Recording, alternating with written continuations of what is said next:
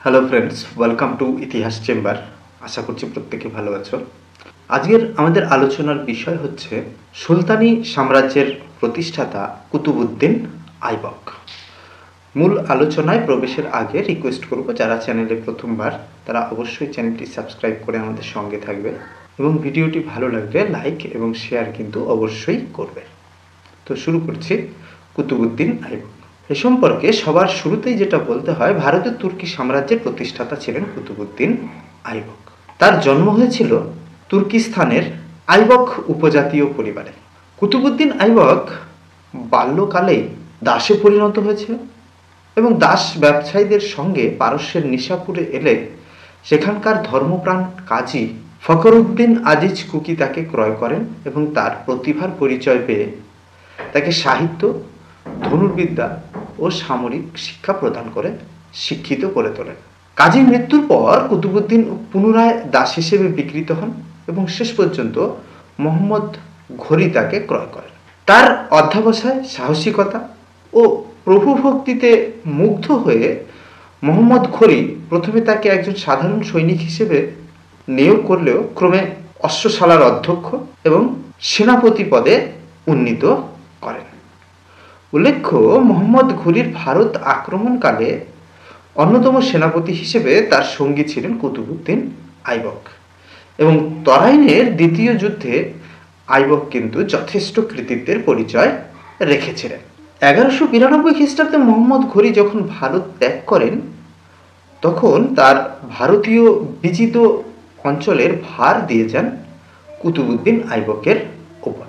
সেই থেকে 1206 খ্রিস্টাব্দে মোহাম্মদ ঘুরির মৃত্যুর সময় পর্যন্ত হানসি, মিরাট, দিল্লি, রণথম্বর, কনৌজ, কালিঞ্জর, মাহবা, খাজুরাহ প্রভৃতি অঞ্চল কুতুবউদ্দিন জয় করেন।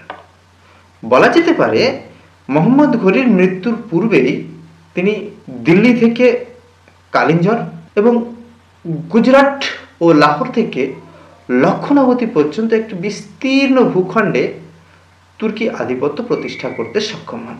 সেই সঙ্গে নিজের শক্তি বৃদ্ধির উদ্দেশ্যে কুতুবউদ্দিন মোহাম্মদ ঘুরির প্রধান সেনাপতি তাজউদ্দিন ইলতুজের কন্যাকে বিবাহ করেন।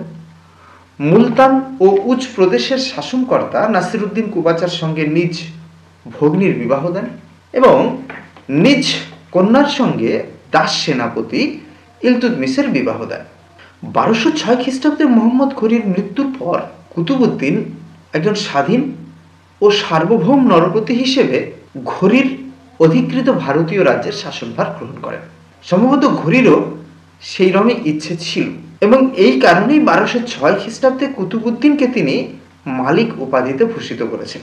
1206 খ্রিস্টাব্দে সিংহাসনে বসে কুতুবউদ্দিন নিজেকে মালিক ও সিপাহসালার উপাধিতে পরিচয় দিতেন। সুলতান হিসেবে কিন্তু নিজের পরিচয় তিনি তখনও দিতেন না।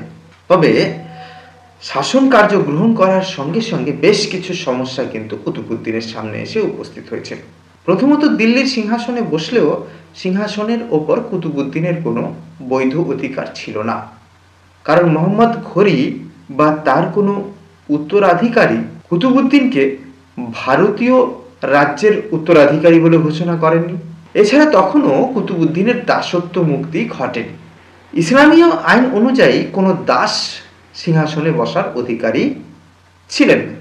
দ্বিতীয় গুরুত্বপূর্ণ সমস্যা সেটা হচ্ছে তার নিকট আত্মীয় তাজউদ্দিন ইলতুজ এবং নাসিরউদ্দিন কুবাচার নজর ছিল দিল্লির দিকে। মোহাম্মদ ঘুরির ভ্রাতুষ্পুত্র ও ঘুর রাজ্যের সিংহাসনের উত্তরাধিকারী গিয়াসউদ্দিন ঘুর তাজউদ্দিনকে দাসত্ব থেকে মুক্তি দিলে তাকে গজনির শাসনকর্তা বলে স্বীকৃতি দেন। এরপরে তাজউদ্দিন গজনির অংশ হিসেবে দিল্লির ওপর তার কর্তৃত্ব দাবি করেন এবং পাঞ্জাব জয়ে অগ্রসর হন। ঘুরির মৃত্যু সংবাদে পরাজিত রাজপুত রাজারাও অনেকেই স্বাধীনতা ঘোষণা করে এবং কুতুবউদ্দিনকে নানাভাবে বিরক্ত করতে থাকে। এছাড়াও মধ্য এশিয়ার খোয়ারিজমের শাহ আলাউদ্দিন মোহাম্মদ গজনি ও দিল্লি অধিকারে সচেষ্ট হন, কিন্তু কুতুবউদ্দিন এই সকল সমস্যাগুলির অতি দক্ষতার সঙ্গে মোকাবিলা করেছিলেন।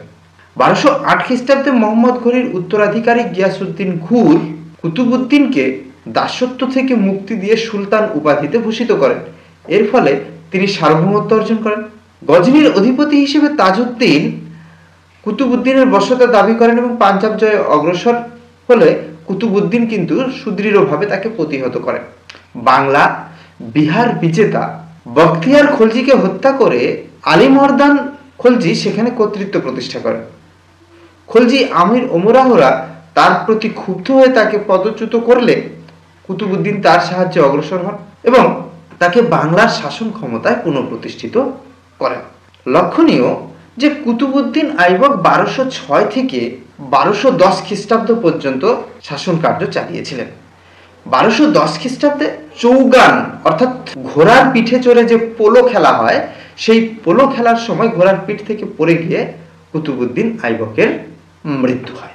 অর্থাৎ তিনি রাজত্ব করেছিলেন মাত্র 4 বছর। এই 4 বছরের মধ্যে তার গুরুত্বপূর্ণ যে সকল কৃতিত্বের পরিচয় আমরা পাই সেগুলি হচ্ছে, এই সময়ে তিনি ভারতে একটি নতুন সাম্রাজ্য প্রতিষ্ঠা করেন এবং গজনি আফগানিস্তান ও মধ্য এশিয়ার প্রভাব থেকে নিজেকে সম্পূর্ণভাবে মুক্ত করে একটি স্বাধীন স্বতন্ত্র রাষ্ট্র প্রতিষ্ঠা করেন ভারতবর্ষের মাটিতে।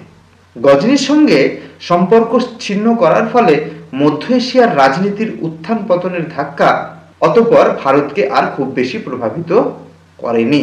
অর্থাৎ খোয়ারিজমের শাহের শত্রুতার হাত থেকে তিনি রক্ষা পেয়েছিলেন। তবে একথা আমাদের মনে রাখতে হবে যে কুতুবউদ্দিন ছিলেন সেনাপতি, সমরনায়ক, তাই নতুনভাবে কোনো প্রশাসনিক সংস্কার তিনি করেননি। রাজস্ব ব্যবস্থাতেও কোনো পরিবর্তন আনেননি। ভারতীয় কর্মচারীরা পুরনো ব্যবস্থার মাধ্যমে গ্রাম এবং শহরের শাসন কার্য পরিচালনা করতেন। তবে বেশ কিছু ব্যক্তিগত গুণাবলীর অধিকারী ছিলেন কুতুবউদ্দিন আইবক। প্রথমত তার মধ্যে তুর্কিদের নির্ভীকতার সঙ্গে পারসিকদের মার্জিত রুচি ও ঔদার্যের একটা মেলবন্ধন লক্ষ্য করা যায়।